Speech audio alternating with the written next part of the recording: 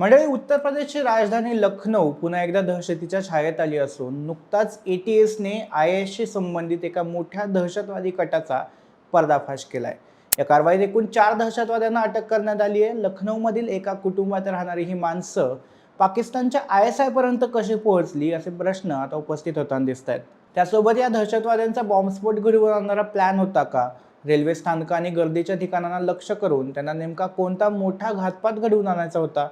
या दहशतवाद्यांनी लखनौसह उत्तर प्रदेशातील इतर शहरांमध्ये नेमका कोणता कट रचला होता जो सुरक्षित यंत्रणांनी उधळून लावला? तसंच QR कोडच्या माध्यमातून मिळणारा पैसा वापरून त्यांनी भारताच्या अंतर्गत सुरक्षेला कसं आव्हान दिलं? या सगळ्या प्रश्नांची उत्तरं आपण या व्हिडिओच्या माध्यमातून जाणून घेणार आहोत। नमस्कार, मी सुदेश आणि तुम्हाला तर माहिती आहे आपला विषयच भारी।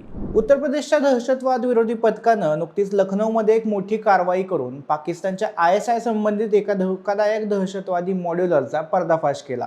त्यांनी या कारवाईत एकूण 4 जणांना अटक केलंय। या अटक करण्यात आलेल्या दहशतवाद्यांची नावं साकिब उर्फ डेविल, अरबाज, विकास गेहलोत उर्फ रौनक आणि लोकेश उर्फ पपला पंडित अशी आहेत। यातले साकिब आणि अरबाज हे मेरठला राहणारे होते, तर विकास आणि लोकेश हे दोघेही गौतम बुद्ध नगर नोएडा इथले रहिवासी होते। या सगळ्यांमध्ये साकिब हा मुख्य म्होरक्या म्हणून काम करायचा, जो मेरठमध्ये केस कापण्याचा व्यवसाय करायचा। पण सोशल मीडियाच्या माध्यमातून तो पाकिस्तानी हँडलर्सच्या थेट संपर्कात आला होता। एटीएसने दिलेल्या माहितीनुसार हे चौघेही केवळ वैचारिकदृष्ट्या कट्टरपंथी बनले नव्हते, तर त्यांना पैशाचं आमिष दाखवून भारताच्या अंतर्गत सुरक्षेला तडा देण्याचं काम सोपवण्यात आलं होतं। साकिबने टेलिग्राम, सिग्नल आणि इंस्टाग्राम सारख्या इन्क्रिप्टेड ॲप्सचा वापर करून पाकिस्तानातील आपल्या हँडलर्सशी संपर्क प्रस्थापित करत असायचा। या हँडलर्सनी त्याला ओसामा बिन लादेन आणि गझवाए हिंद सारख्या कट्टरपंथी विचारसरणीच्या नावाखाली चिथावणी दिली होती। सुरुवातीला साकिबने पैशाच्या जोरावर विकास आणि लोकेश यांना आपल्या गटात सामील करून घेतलं। त्यानंतर त्यांना कामं वाटून दिली, ज्यात प्रामुख्याने महत्त्वाच्या ठिकाणांची रेकी करणं आणि तिथं घातपात घडवून आणणं हे होतं।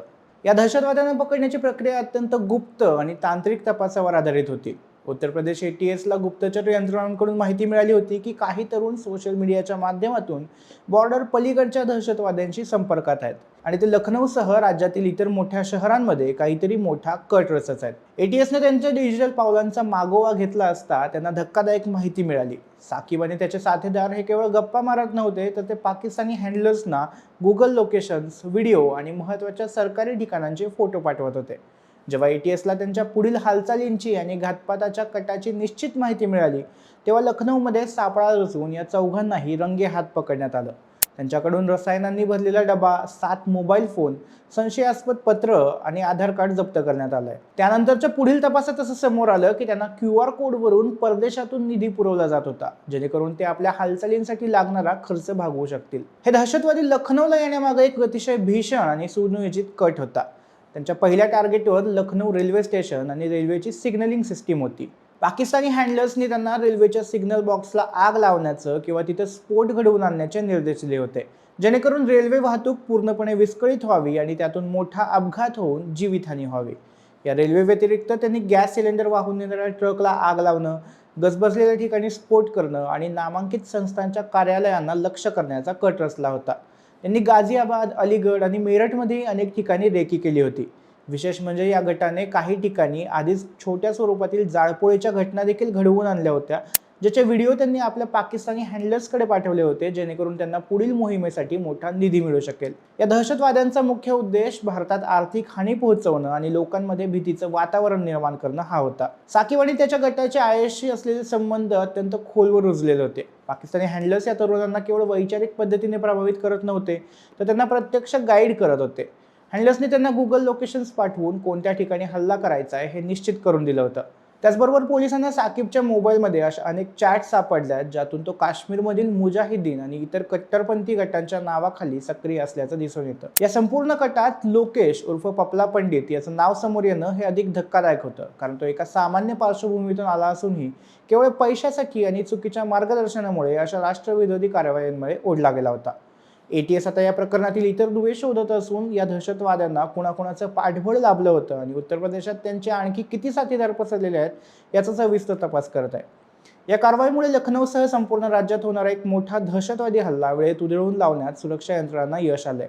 त्यामुळे उत्तर प्रदेश दहशतवाद विरोधी पथकाचं विविध माध्यमातून कौतुक होताना दिसतंय. त्यासोबतच या प्रकरणावर UP ATSनं अत्यंत गंभीर भाष्य केलं असून हे केवळ एक स्थानिक गुन्हेगारीचं प्रकरण नसून भारताच्या अंतर्गत सुरक्षेवर झालेला थेट हल्ला असल्याचं त्यांनी म्हणलंय. पोलिसांच्या मते हे तरुण पाकिस्तानी गुप्तचर यंत्रणा ISIच्या हँडलर्सद्वारे पूर्णपणे ब्रेन वॉश झाले होते. त्यानंतर त्यांना तपासादरम्यान असं आढळून आलं की साकीब आणि त्याचे साथीदार हे पाकिस्तानी हँडलर्सच्या सतत संपर्कात होते आणि त्यांना रेल्वे स्थानकं, गॅस टँकर्स आणि महत्त्वाच्या पुलांसारख्या सॉफ्ट टार्गेट्सना टार्गेट करण्याचं स्पष्ट आदेश मिळाले होते. पोलिसांच्या मते आरोपींनी यापूर्वीच काही ठिकाणी छोट्या जाळपोळीच्या घटना करून त्यांच्या पाकिस्तानी शूटर्सकडे पुरावा म्हणून व्हिडिओ पाठवले होते, जेणेकरून त्यांना पुढील मोठ्या हल्ल्यांसाठी भरपूर निधी मिळू शकेल. या कारवाईत जप्त करण्यात आलेले केमिकल्स आणि मोबाईलमधील चॅट्स हे सिद्ध करतात की हे लोक लखनौ आणि आसपासच्या परिसरात मोठा बॉम्बस्फोट घडवण्याच्या तयारीत होते. त्यासोबतच पोलिसांचं असंही मत आहे की तंत्रज्ञानाचा वापर करून स्लीपर सेलप्रमाणे काम करणाऱ्या या मॉड्यूलचा वेळीच बंदोबस्त केल्यामुळं एक भीषण दुर्घटना टळली आहे.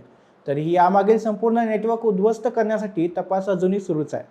बाकी मंडळी, तुम्हाला या दहशतवादी कटाबद्दल काय वाटतं? भारतात दहशतवादी कुठून येतात? यावर सरकारचं नियंत्रण नसतं का? याबद्दल आम्हाला कमेंट करून सांगा आणि आमच्या विशेष भरीच्या YouTube चॅनलला सबस्क्राईब करायला विसरू नका.